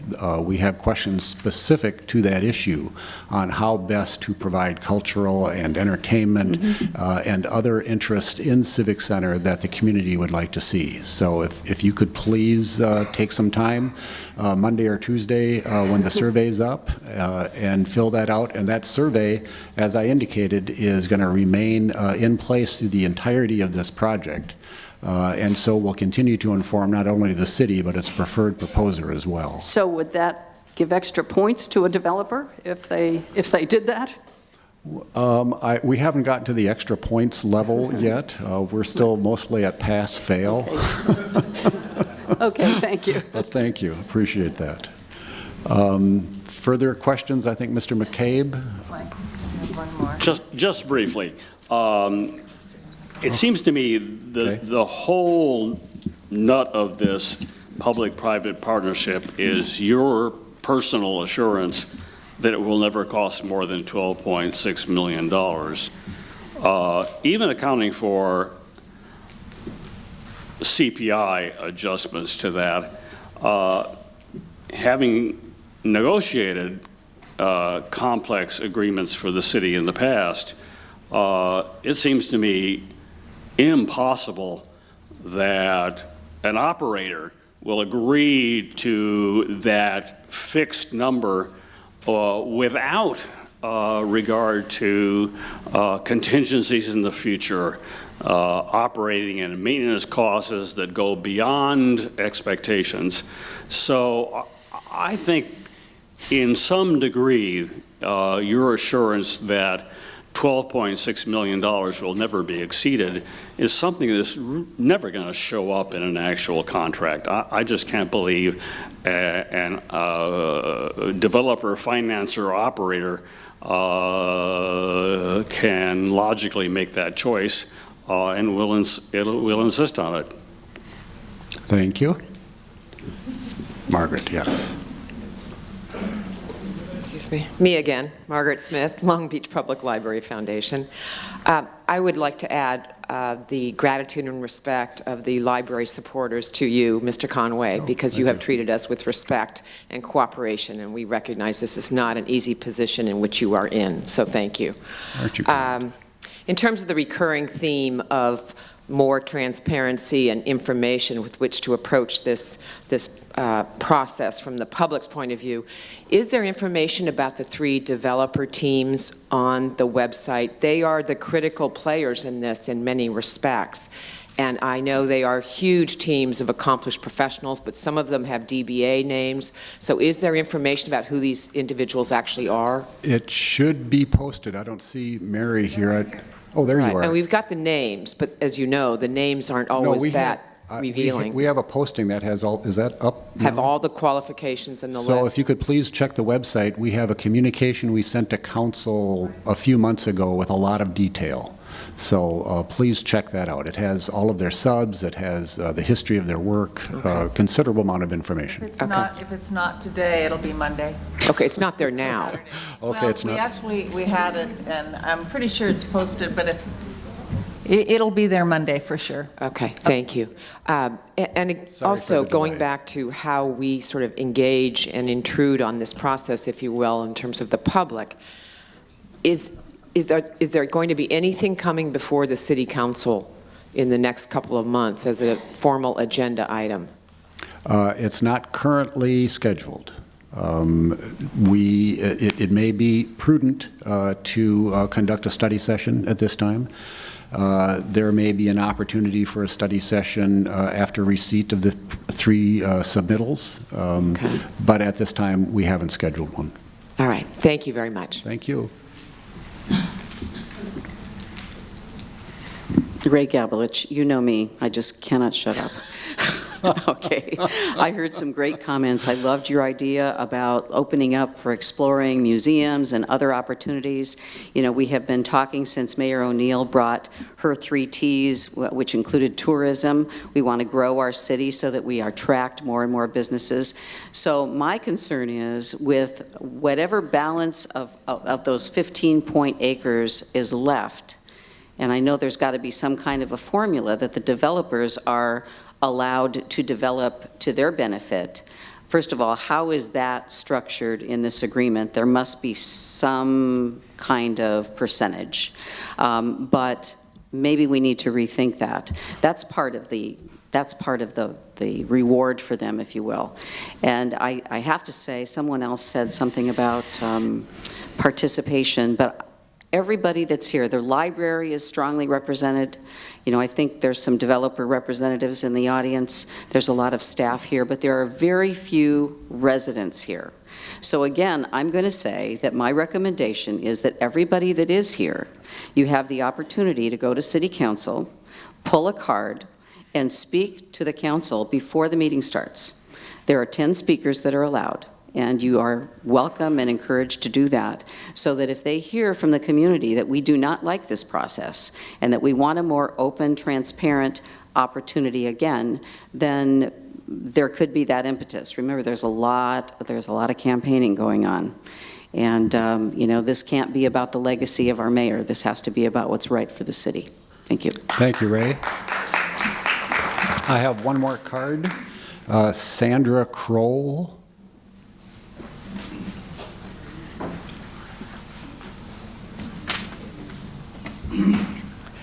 Thank you. Thank you for having the session today and giving us the opportunity to ask questions.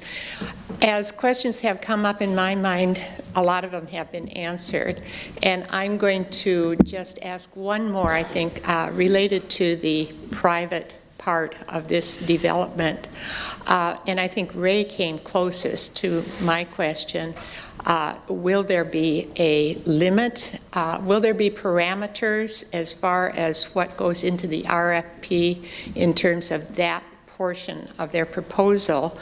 And it seems to me that the problem with the public-private partnership is that it gives the developer an incentive to minimize what goes into the public portions of this and maximize the private space, and how will that be controlled? Well, let me try to respond to that. 4.8 acres is off the table. That's Lincoln Park. We do have the old courthouse building, which is essentially a civic site now, functioning as a civic site. The only constraints that the developer will have is, can they achieve our needs and the port's needs and the library's needs for $12.6 million plus the port's participation, and in what space do they need that? I think they will be motivated to a certain extent to ensure that the excess property is sufficient enough in order to cover the gap we might have between the financing balance balance, but that will be up to the developers. So we'll see what they submit. Okay. Yes. Hello, Mr. Conway, city staff. Excuse my voice, I'm just getting over the flu. I hadn't planned to speak today, but I'm honestly bewildered and perplexed by a threshold question here I hope you can answer. My name is Bill Pearl. I publish longbeachreport.com. Can you explain exactly why, if the city has had materials in its possession since 2005, 6, 7, 8, 9, 10, 11, 12, and 13 that raised seismic issues about City Hall, that it apparently never once put out for an RFP, a request for proposals from firms that actually do retrofitting, the kind that was done at Los Angeles City Hall, San Francisco, Pasadena, and other buildings, and instead seems to have created, inferred, extrapolated figures internally from staff, whom we don't vote for, instead of bringing the results of that RFP and those proposals to the policymaking elected city council? The firm that conducted the Tier 2 seismic study also presented costs for retrofit. Costs not only for retrofit, but ADA upgrades and code-required upgrades. Also relocation costs, FF&E, all of it detailed, arrived at $119 million in 2006. Bringing that forward to 2014 at 6%, it's $194 million. The expectation that building codes have changed since 2006 are obvious, so that 194 may not be adequate. But we do have a number, and that $194 million equates to $818 a square foot for City Hall for an inefficient, substandard, subsized building. But that firm that gave you that figure, they're not a monopoly on doing retrofits. My question was, why wouldn't city staff put that out in the marketplace and see what other firms could offer to retrofit City Hall?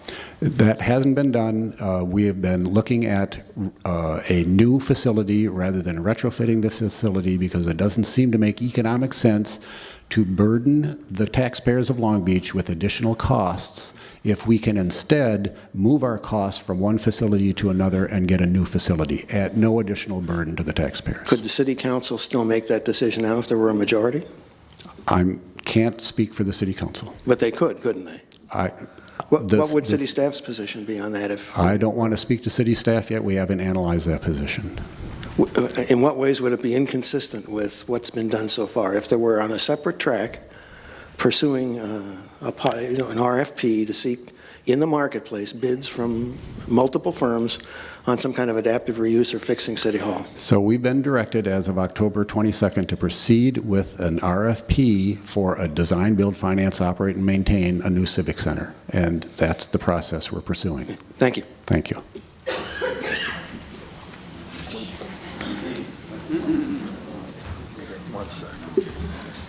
Hi, Tom Stout.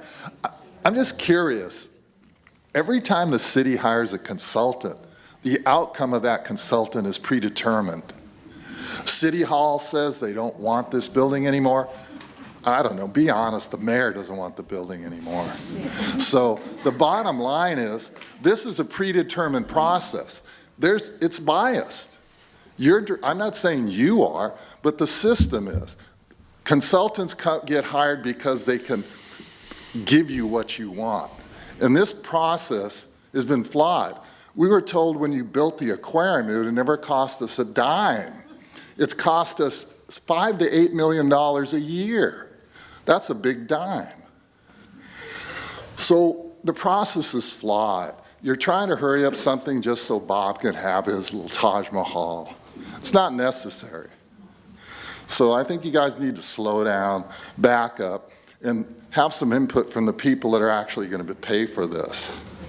You know, consulting firms come and go, employees come and go, but residents are saddled with bad decisions. Thank you.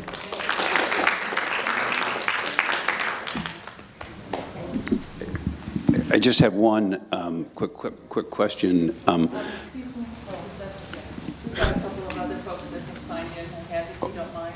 Sure. Okay.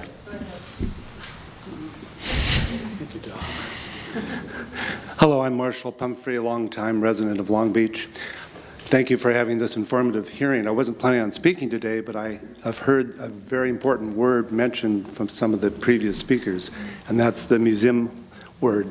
I was given the honor of being the curator and kind of archivist of a lot of valuable Long Beach artifacts, ranging from anything from the Harriman Jones soda fountain to the Iowa Barber Shop to the last remaining roller coaster car. Probably about 7,000 square feet of artifacts, which I've been placing around the city. And since I heard the museum word mentioned, would there ever be anything in this project that would allow for exhibition space so that many of these artifacts can be enjoyed and encourage some history and youth and education to make the attraction of the park an attraction? To answer your question, we are seeking the community's inputs and suggestions on how to activate the Civic Center. I think if you, again, wouldn't mind going to our website, filling out the survey, we have a list of potential public and private activation alternatives that you can select in priority order, or you can add your own. I think we'd like to see that, and the more responses of this nature that we get from the community, the more it will compel our developer to accommodate those desires. So I think it's up to the community to help guide us into what they would like to see in the Civic Center. Very good. I have one other question that I don't think had been brought up. It's not directly involved with the project, but has there been any plan to kind of mitigate the problem with the homeless population, especially along the Pacific Avenue corridor? Because it sure doesn't make it a welcome entrance to go to the library or to the city hall from that east side of the park. Well, we are working with our Health and Human Services Department to the best of our ability to accommodate the homeless and bring them into shelters and bring them back into other facilities where they can stay and live to a certain period of time. It is a struggle. It's a daily struggle. It's not only just a homeless issue, but sometimes a mental health issue as well.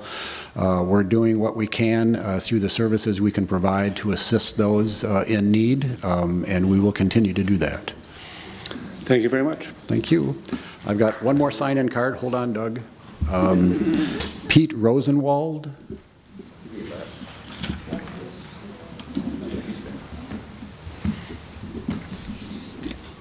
City staff, assembled citizens, and representatives of the various companies that are helping out with this. I think it's extremely important to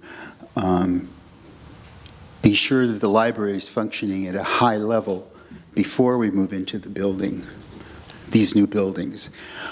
What's the situation we have right now, for example, in the library auditorium? There's draperies, and they're falling apart. They're a disgrace to the city because it seems like nobody cares, or there's no money to keep them up. Is there a reasonable outreach that librarians are allowed to do? Is there enough staff for librarians to go out to schools, even once, just a small amount? Do the Long Beach guides on the bicycles and the red shirts, do they know the evening that the library is open? Why did the library this year have to fight for its budget? This $50,000 approximately per building was allowed by the city council. What would that have done if you had one leaking roof? You might have been able to fix that, but then you wouldn't have had any money for the other 11 or 12 branches. I'm not sure, is it 12 branches and the main library? I'm not sure. The North Branch was, that budget had to be fought for. There was money for the building and the staff, I believe, but no money for books or furniture. Are we looking at a place like Huntington Beach, which has a kitchen where they can put on cultural events? Will this be a cultural center? The gentleman that spoke before me, will there be a place for a museum? There's a gentleman I met several years ago who worked for the Linwood Unified School District who wanted to see an oil and gas museum. Will there be something possibly like that? Because our history has been so much on that. And I'll just comment on homeless people. There was an article in the Huffington Post very recently, maybe in the last few days, that compared New York with Los Angeles, or the eastern cities with the western cities. And we do such a terrible job here in California. Most of the cities that were listed, most of the people were unsheltered. But I really want to get back. We have to somehow be active before we get into the new building. We have to have staffing, and we have to have support. And I think that those draperies could be changed right now. The Mark Twain branch had an aquarium, and it couldn't, there was no money to, the library tried, I believe, to get someone to help out with the aquarium in the library. I'm speaking of, the kids could look at. But it was difficult. So the library took up the charge itself. Anyway, do we have a vision? Are we moving in something like this? I just want to be sure that that is considered. Thank you very much for your comments. Open mic?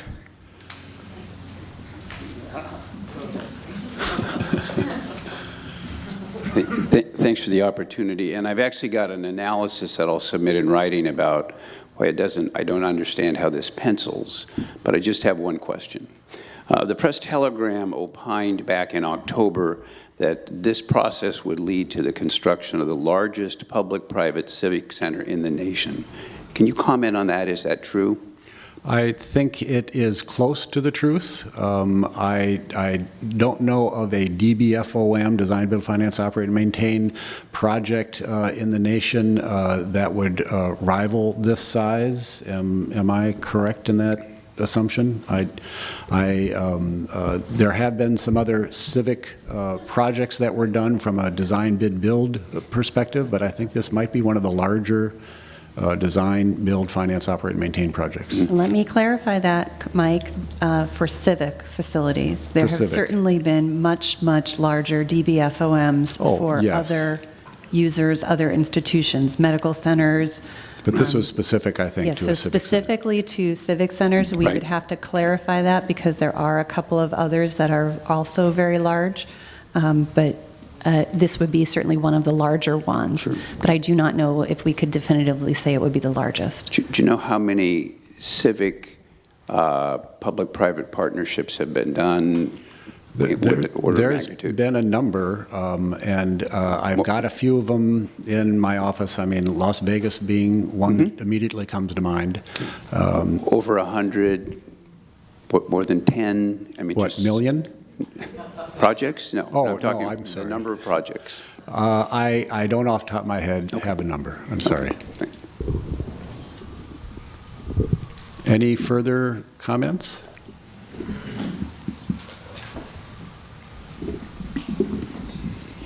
Ann Cantrell again. In looking at this map, I just noticed that there's a section between Cedar and Pacific and 3rd Street that has the orange square around it.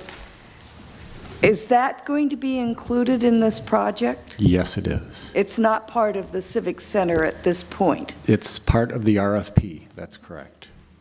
All right. So this is, what do you anticipate this being used for? The expectation is likely private development. What it comes back specifically for a land use perspective, I'm unsure at this point. But it is city-owned land. We thought it a good opportunity to combine it with the mega block and to see what type of development proposals we would get. So is that part of the 15 acres, or is that extra? No, that is part of the 15.87 acres. Thank you. You're welcome.